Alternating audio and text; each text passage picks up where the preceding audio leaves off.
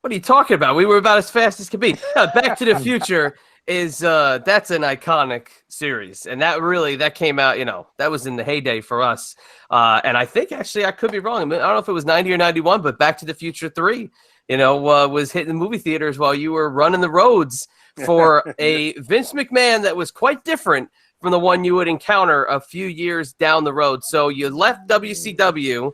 In your dynamic dudes days, you left your skateboard behind in Atlanta and you were seeking greener pastures in New York. So tell us about the first conversations of leaving WCW, leaving that behind, and moving on to the New York territory, the WWF.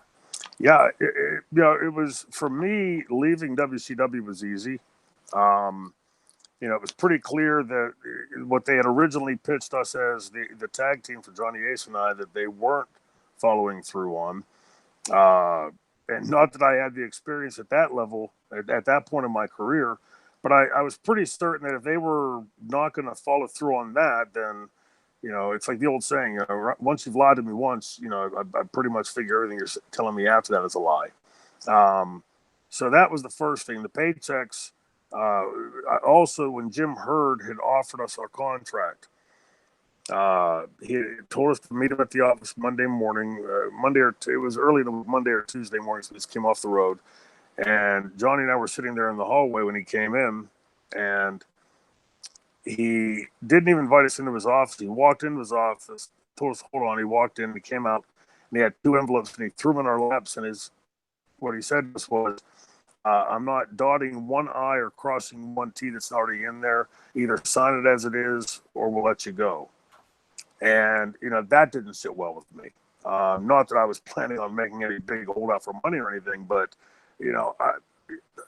maybe I'm crazy. I show people respect, and I expect a modicum of that in return, especially if you expect me to work for you. I don't expect you to kiss my ass, Vince, literally or figuratively. I don't expect you to come out there and rub my toes after a match, but I do expect a good morning, a thank you, call me crazy. So that didn't sit well with me. During this time that I'm with Johnny, and I can't remember exactly the length, it was about a good 6-7 months and maybe longer than that, because I was just keeping in constant contact with Pat Patterson. Through Don, I met him whenever I was up there years before doing jobs, and would just occasionally check in with him just to say, hey, that kind of thing. Never once asked him for a job, and 6-7 months of talking back and forth with him, probably, I don't know, once or twice a month, maybe. I never once, whenever I called him, asked him, like, was there anything, was there any openings, or there was never that kind of conversation. It was just like he'd ask me, how my workouts were going, how the road was. He never dug very much. It was very much just like a friend-to-friend type of conversations. And towards the end, when I had been off for a month, I had torn cartilage in my knee and had blood clots on my knee. And I was off for about a month. And they knew when I was going to be back. And the whole time I was off, they kept telling me that they were going to break Johnny and I up when they brought us back and pushed me as a singles. The first day I was back, this was in Baton Rouge, and we were at catering, and Missy Hyatt came out of the production meeting. She was an announcer then, so was in the production meeting. And she sat down at the table with me, and she said, Shane, they were talking awful about you in that production meeting. And it was my first day back. I hadn't even worked yet. That would be my first night back on the road. And so at first I thought, well, maybe she just misunderstood something. And in very quick succession after that, Teddy Long was managing Mark Callis at the time. And he came up to me and he didn't even look at me. He said, Shane, tonight you're in a match with Mark. 2-3 minutes, he'll take it with a hard punch. I said, I'll be happy to put him over. He's not going over that easily. And so I went looking for Jim Ross. When I found Jim Ross, he used pretty colorful language and said that was not what they said, and then sent me on a goose chase to go find Jody Hamilton. And when I went looking for Jody Hamilton wouldn't even look at me. It took me quite a while to find him. And then he gave me like some lecture if I knew what was good for me, that kind of routine. And again, back to my respect talk a few minutes ago. And I thought, as the way, I've been off for a month, I haven't even had time to get heat, and being treated like that. So I basically told him, he could watch my ass walk out of the building, which I did. Wahoo McDaniel tried to stop me. He, tried to, talk sense to me, and you don't want to walk out of a contract, that kind of thing. And Tom Zank, Brian Pillman, and Johnny Ace met me in the parking lot and tried the same thing. And I was dead set at that point. I was done. It was just, just more of the political bullshit in WCW. And I got to the Baton Rouge airport to fly out. And Eddie Gilbert, I called Eddie because Eddie was like in the booking committee at that time, which we've all heard the stories of fiasco, all true. And Eddie said, instead of flying back to Pittsburgh tonight, why not connect through Atlanta and spend the night and go talk to Jim? Because what Eddie was telling me was that what was being called in the office and then once disseminated in the field, they were changing it and not doing what they wanted in the office.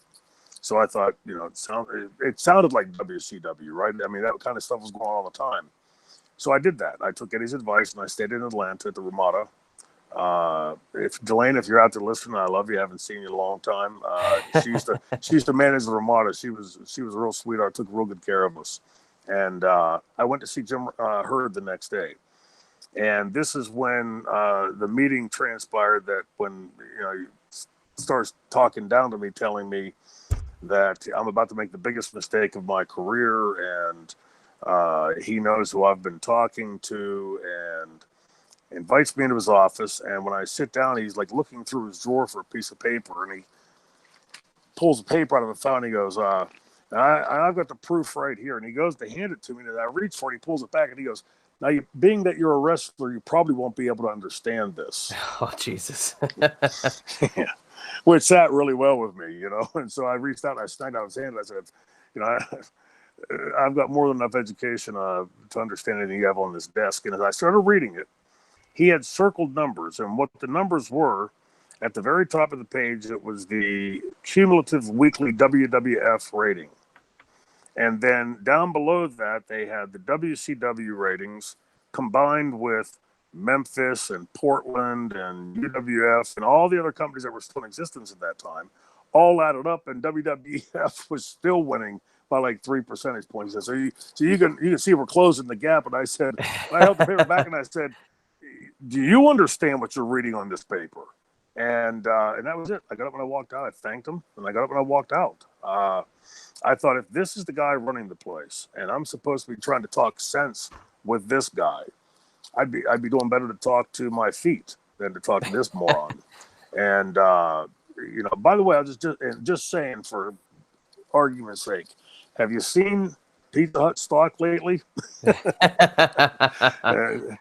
Anyway, and that was when I called Jim. I called Pat Patterson after that meeting, and Pat said that they'd love to bring me in, and that was it. The door was open, and I was heading that direction. I can't remember exactly the date whenever I left WCW, but I don't believe it was that long before I debuted in WWE. But I went there. There was no guarantee of a position. There was no guarantee of a spot. There was no guarantee of money. It was just I had an opportunity. And at that stage of my career, I was more than happy with that. Yeah, it's kind of funny to see when you look at the one website I think everybody kind of goes to for the results is this website called the history of WWE.com. And you kind of see where you get your first entry into the road. And I was trying to pinpoint exactly when you would have maybe had the meeting, or maybe when you would have been able to move over. And they were maybe coincidentally, they were in Pittsburgh a few weeks before you actually were the first documented match we could find of yours in the WWF. It was in Toronto. It was in Canada, but a few weeks before they were in Pittsburgh. So I didn't know if maybe there was some kind of connection at that point. So you get in through Pat Patterson. So do you actually meet Vince before you get to an actual arena, or do you just meet him the first day at the show? Yeah, that show in Pittsburgh, Pat called me and said, go to the show, introduce yourself to everybody, and Jimmy Hart is going to talk to you there. And when I got to the Pittsburgh Civic Arena, I went back to the dressing room, and Jimmy Hart was, in one of the smaller ante rooms, one of the side rooms, and he said, "Come on, baby, I got someone wants you here, darling." You know how Jimmy talks, right? And he called me into the room, and he sat down, and he had 3 songs demos on a cassette, and one I to this day I can remember the name of 2 of them. I can't remember the name of the third. The 2 songs, 2 of the 3 songs he played for me. One was called "Rockin' Down the Halls." Another was called "American Girls." And then the third song, I can't remember. And he pushed play, and he started singing the lyrics. And he said that they could record the song as he wanted to test my voice to see like what my range was, and would we record them as hard rock songs, as rock and roll songs, or as pop songs. And he settled on that the rock songs, the interim, would be the best for my range. And that was the first. At that point, he never told me what the character was. He just said that, that Vince wanted me to record these songs, and which we never did. We never got the chance to. So if you recall, when I first debuted there wrestling in the ring, it was just, a young Shane Douglas in white boots and, fluorescent orange tights most of the time. Once in a while, blue or white tights. It was pretty basic and pretty straightforward.